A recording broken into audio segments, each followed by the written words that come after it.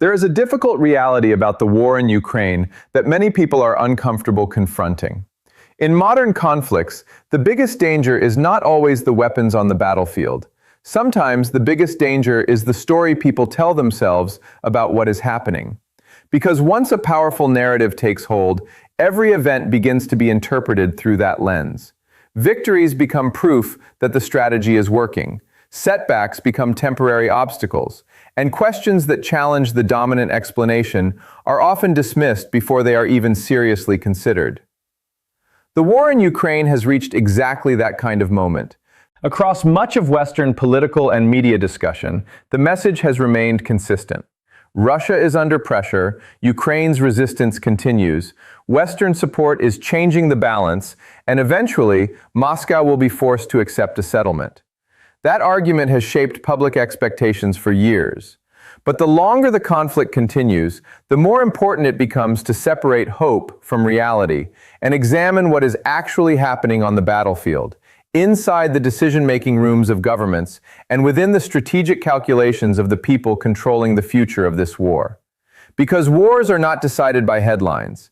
They are decided by resources, geography, industrial capacity, political will, and the ability of societies to continue absorbing pressure over time. And that leads to the first uncomfortable question. Is the war actually moving in the direction many Western leaders claim? If you only follow political speeches and major headlines, the impression is that Ukraine has regained momentum. New weapon systems arrive, new strategies are announced, new reports highlight successful strikes and battlefield achievements. The growing use of drones, especially attacks aimed deep inside Russian territory, is often presented as evidence that Ukraine has found a way to challenge Russia's advantages. But the battlefield is more complicated. A war is not won simply by damaging targets far away from the front lines. It is won by controlling territory, sustaining forces, replacing losses, and maintaining the ability to continue fighting month after month and year after year. And when you look at those factors, the picture becomes much less straightforward. Russia has continued making slow but steady advances in parts of the eastern battlefield. The movement has not been fast, and it has come at a significant cost. But the broader pattern has been one of gradual pressure, rather than collapse.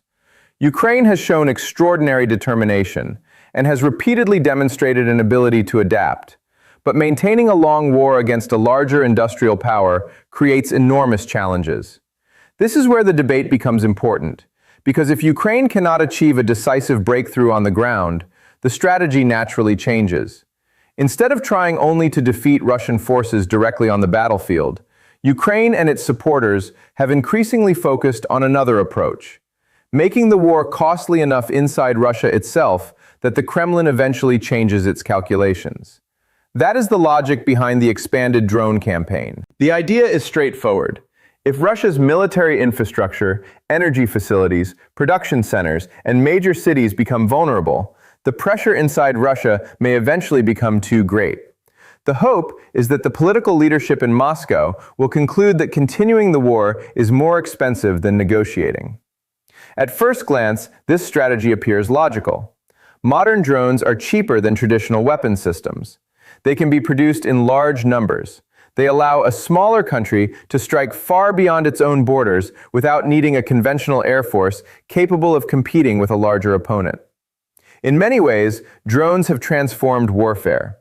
But there is a deeper question that goes beyond technology. Does attacking deeper inside a country actually force that country to surrender? History suggests the answer is far more complicated. Strategic bombing has been attempted many times throughout modern history. Powerful states have repeatedly tried to break an opponent's will by destroying infrastructure and bringing the consequences of war closer to civilian populations. Sometimes it has created pressure. But often, instead of producing surrender, it has strengthened national unity and reinforced the belief that the country is fighting for survival. When populations believe a conflict is existential, outside pressure can have the opposite effect of what the attacker intends. It can make compromise politically impossible. And this is where understanding Moscow's perspective becomes critical. Whether one agrees with it or not, Russian leadership increasingly views this conflict not as a limited regional dispute, but as part of a much larger confrontation with the West. From Moscow's perspective, the expansion of NATO, Western military support for Ukraine, intelligence sharing, and increasingly direct involvement represent a broader strategic threat. This does not mean every Russian claim should automatically be accepted. But in international politics, perception matters, because leaders make decisions based not only on objective reality, but on how they interpret the intentions of their opponents. And Russia's interpretation has become increasingly severe. For years, there was still a degree of separation between Western involvement and direct confrontation. NATO countries provided weapons, training, funding, and intelligence support. But there remained an effort to maintain the idea that this was Ukraine's war, with the West playing a supporting role. That separation has become increasingly difficult to maintain.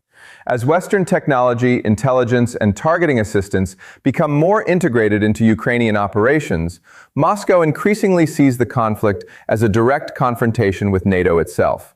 This is a major shift because it changes the calculation behind every future decision. A country that believes it is fighting a limited conflict behaves differently from a country that believes it is fighting for its survival. And when nuclear weapons are part of that equation, the risks become much higher. One of the most important things to understand about this conflict is that wars are not only fought with weapons. They are also fought through perception, signaling, and the attempt to convince the other side that certain actions will or will not be tolerated. Every major power involved is constantly sending messages, testing reactions, and trying to understand where the true limits of its opponents actually are. This is where the concept of red lines becomes extremely important. A red line is only effective if the other side believes it is real. If a government repeatedly warns that a certain action will produce a major response, but then that action happens without serious consequences, the warning begins to lose credibility. The opponent starts believing that the threat was only political language rather than an actual limit. And this dynamic has become central to the Ukraine conflict. From Moscow's perspective, Russia has repeatedly warned that certain forms of Western involvement would cross a threshold. Yet over time, weapons deliveries increased, intelligence cooperation expanded, and attacks reached deeper into Russian territory. The Russian leadership's conclusion has been that previous warnings were ignored, and that the West believes Russia will continue absorbing pressure without changing its behavior. Whether that interpretation is correct or not, it shapes future decisions. This is why some voices inside Russia have argued that the country must restore credibility by demonstrating that there are consequences for continued escalation. Among the most influential thinkers pushing this argument is Sergei Karaganov, a longtime Russian foreign policy analyst who has argued that Moscow's previous approach of restraint has encouraged further Western pressure. His argument is based on a simple but dangerous logic. If one side believes the other side will never respond beyond a certain point, then the fear of escalation disappears. And when fear disappears, the other side becomes willing to keep pushing. Karaganov and others who share this view believe Russia must convince the West that escalation has limits. The problem is that once both sides begin believing their opponent is testing their patience, every new move becomes more dangerous. The West believes it is demonstrating strength to prevent Russian aggression. Russia believes it is demonstrating strength to prevent Western encirclement. Both sides believe they are acting defensively. And this is exactly how some of history's most dangerous conflicts have developed. The tragedy of escalation is that it does not require everyone involved to want a larger war. It only requires a series of decisions where each individual step appears reasonable from the perspective of the people making it. A weapon shipment, a military strike, a new policy announcement, a response, another response. Eventually, the overall direction becomes far more dangerous than anyone originally intended. This is why the current assumptions on both sides deserve serious examination. Many Western officials believe Russia will not directly challenge NATO because the consequences would be too severe. They argue that a direct attack on a NATO member would trigger a collective response that Russia cannot survive. That argument contains logic. A direct NATO-Russia war would carry enormous risks for everyone involved. But the question is whether Moscow sees every possible escalation scenario in the same way. A direct invasion of a NATO country is one scenario. A limited strike against military infrastructure involved in supporting Ukraine is another. A cyber attack, sabotage operation, or other form of pressure is another. The space between peace and full-scale war is much larger than many public discussions suggest. And that gray area is where miscalculation becomes possible. Article 5 of NATO is powerful because it represents collective commitment. But it is still ultimately a political decision. The exact response to a specific incident would depend on circumstances, public opinion, the scale of the attack, and the willingness of every member state to accept the consequences of escalation. Moscow understands this complexity, and Western leaders understand it as well. This is why the current situation is so difficult. Both sides are operating under uncertainty, and uncertainty is one of the most dangerous conditions in international politics. Another major factor often overlooked is domestic politics. Foreign policy decisions are rarely made only according to strategic calculations. They are also shaped by public opinion, elections, political reputation, and fear of appearing weak. For leaders in Europe and the United States, reducing support for Ukraine carries political risks. Any move toward compromise can be portrayed as surrender or weakness. No politician wants to be remembered as the person who gave an opponent a victory. This creates a powerful incentive to continue the existing strategy even when the long-term outcome remains unclear. The same dynamic exists in Russia. After years of fighting, enormous sacrifice, and constant messaging about national security, the Russian leadership has also created expectations among its population. A sudden reversal would create political difficulties inside the country. Both sides therefore face the same problem. The longer the conflict continues, the harder it becomes to change direction. The war develops its own momentum. Institutions become invested, military industries expand, political identities form around the conflict. People begin defining themselves by their position on the war, and once that happens, compromise becomes much more difficult. This is why the question of negotiations is so complicated. Many people assume negotiation means one side giving up. But historically, major conflicts usually end through some form of agreement because eventually both sides recognize that their original goals cannot be achieved at an acceptable cost. The challenge is reaching that point before the conflict becomes even more dangerous. Right now, both sides still believe time may work in their favor. Ukraine's supporters believe continued pressure can weaken Russia. Russia believes continued pressure can exhaust Western willingness to continue. Both cannot be correct. Eventually, reality will force one side to adjust its expectations. The concern is that before that happens, the conflict may pass through even more dangerous stages. Because the most unstable moment in any confrontation is often not when one side is clearly winning or losing. It is when both sides still believe victory is possible, but the path toward that victory requires increasingly risky actions. So where does this leave the war in Ukraine? The answer is not simple, because there are no easy outcomes left. The longer the conflict continues, the more every possible path carries its own risks. A decisive military victory for either side appears increasingly difficult, while the costs of continuing the current trajectory continue to rise. There are several possible futures, and each one depends on decisions that are being made right now. The first possibility is that the pressure campaign eventually achieves its intended effect. The drone attacks, economic pressure, and continued battlefield resistance create enough strain that Moscow decides the cost of continuing is greater than the benefit. Under this scenario, Russia would become more willing to negotiate and accept a settlement closer to Ukrainian and Western demands. This is the outcome many supporters of the current strategy hope for. But the challenge is that history shows powerful states do not always respond to pressure by backing down. Especially when they believe they are fighting for national survival, external attacks can strengthen the argument for continued resistance rather than compromise. The second possibility is a prolonged, frozen conflict. This may be the most realistic scenario. The front lines stop moving dramatically. Neither side achieves a complete victory. The fighting continues at a lower intensity, with occasional escalations, drone strikes, and negotiations that repeatedly fail to produce a final agreement. History has seen many conflicts enter this stage. The fighting does not truly end. It simply becomes a permanent crisis.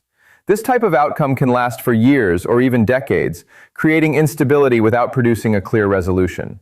The third possibility is the one that receives the least attention because it is the most uncomfortable to discuss. That is escalation beyond the current framework. If Russian leaders conclude that continued restraint only encourages more pressure, they may decide that a stronger response is necessary to change the calculations in Western capitals. The goal would not necessarily be to begin a larger war, but to demonstrate that escalation has consequences. The danger is that once both sides begin trying to restore deterrence, the possibility of miscalculation increases. A strike intended as a warning may be interpreted as a major attack. A response intended to send a message may trigger a larger confrontation. And when nuclear powers are involved, even small mistakes become extremely serious. This is why the current moment requires a different kind of thinking. The biggest mistake in international affairs is assuming that the other side sees the world exactly the way you do. The West sees its actions as supporting Ukraine's independence and deterring aggression. Russia sees those same actions as evidence of a broader attempt to weaken and contain Russia. Both interpretations cannot be true at the same time, but both interpretations influence decision-making. And ignoring the beliefs of the other side is one of the fastest ways to create a dangerous situation. A serious strategy requires understanding not only your own goals, but also how your actions are perceived by your opponent. This does not mean accepting every claim made by the other side. It means recognizing that great powers do not make decisions based only on what we want them to believe. They make decisions based on their own fears, history, and strategic calculations. The challenge for Western governments now is deciding whether the current approach is actually moving toward the desired outcome, or whether it is creating a situation where every step forward makes the final resolution harder. Because there is a difference between showing strength and creating unnecessary risk. There is a difference between supporting an ally and allowing a conflict to develop its own momentum. And there is a difference between refusing to compromise and refusing to recognize reality. The most successful foreign policies throughout history have not always been the ones that showed the most aggression. They were often the ones that understood limits. Knowing when pressure works is important, but knowing when pressure is creating the opposite effect is even more important. The tragedy of this conflict is that both sides have legitimate security concerns from their own perspective, yet the methods being used to address those concerns are creating a cycle where every attempt to gain security makes the other side feel less secure. That is the classic security dilemma. One country increases its defenses because it feels threatened. The other country sees those defenses as preparation for attack, so it increases its own military response, and the cycle continues. Breaking that cycle requires something that is currently in short supply: trust. Not friendship, not agreement, just enough communication and realism to prevent the worst outcomes. The world has entered a period where major powers are competing again, but unlike the past, the economic and technological connections between countries are far deeper. A major crisis involving nuclear powers would not remain contained. The consequences would spread across energy markets, economies, alliances, and global stability. This is why the future of Ukraine is not only about Ukraine. It is about the rules that govern international conflict in the 21st century. Will major powers find ways to compete without direct confrontation? Will diplomacy return as a serious tool? Or will every crisis become another test of strength until eventually someone miscalculates? Those questions remain unanswered, but one thing is clear: wars rarely end exactly the way leaders imagine when they begin. The battlefield is only one part of the story. The larger battle is the struggle between ambition and reality, between what countries want and what they can actually achieve. And eventually, every conflict reaches the same moment when reality demands an answer. The question is whether leaders recognize that moment before the cost of ignoring it becomes impossible to reverse.